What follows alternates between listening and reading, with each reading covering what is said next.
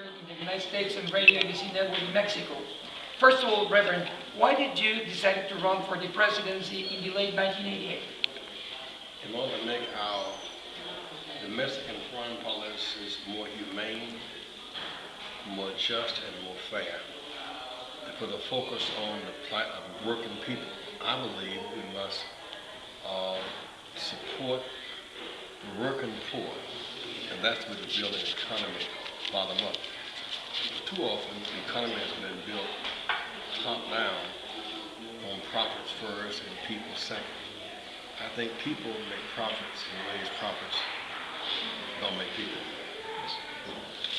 Reverend, why did you attend the late Cesar Chavez United Farm Workers leader hunger strike at the very end of July 1988? Because we were friends, and I worked before dealing with various worker crises, farm workers, working to organize workers to get benefits from farm workers, in education for farm workers' children, to reduce the cancer many farm workers were getting because of the chemicals that they were working with. And when Caesar was on his last fast, and no one could convince him to stop it when it was detrimental to his health, I urged him to transfer the fast to me. So I took on Chavez's fast. The picture that you see of Chavez and I'm taking him off of his fast and transferring it to me and then on to other people.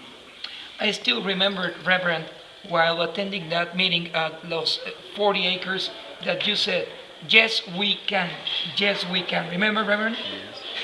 Yes. Sir, do you really think Americans are well prepared to be governed by the leader of minorities?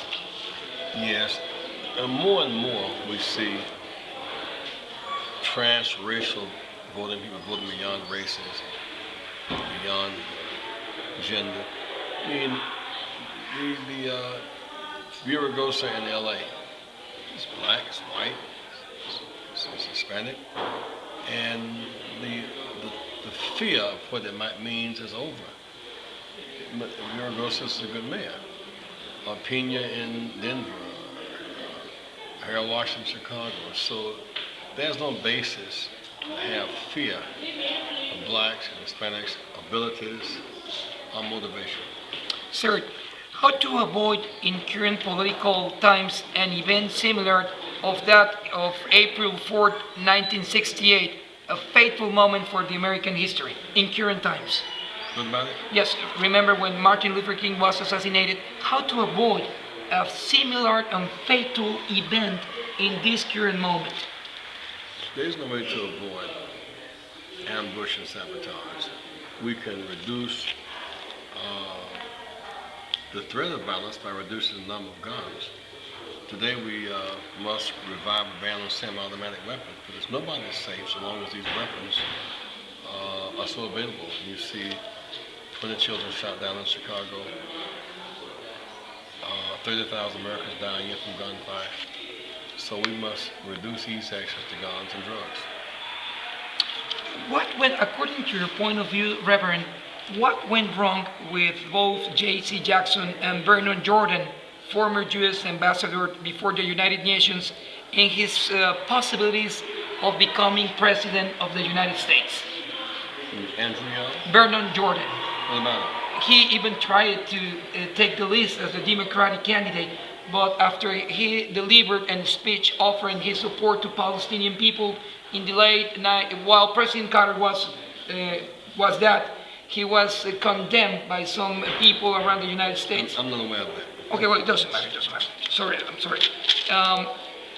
Are you, or can you describe to the Mexican audience and Radio Pilsen as well, what is the meaning of being a liberal or not being a liberal in American politics? Well, liberal means that you are generous, that you are caring. America is a liberal idea.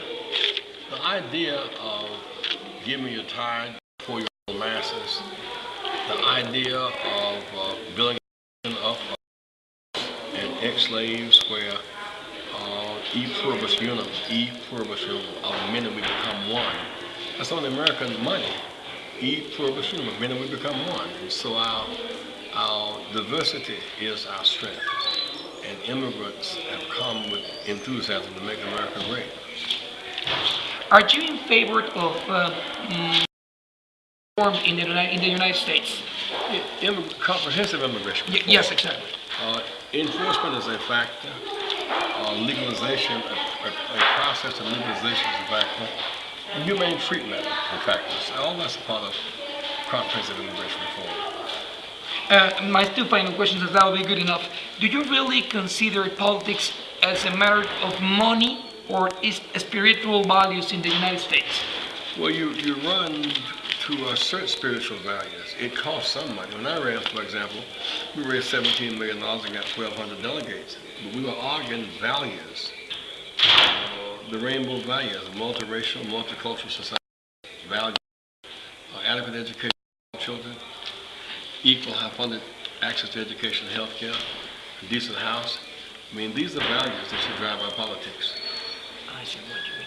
Well, Reverend, thanks very much for allowing this interview, and I would like you to be our grandfather for each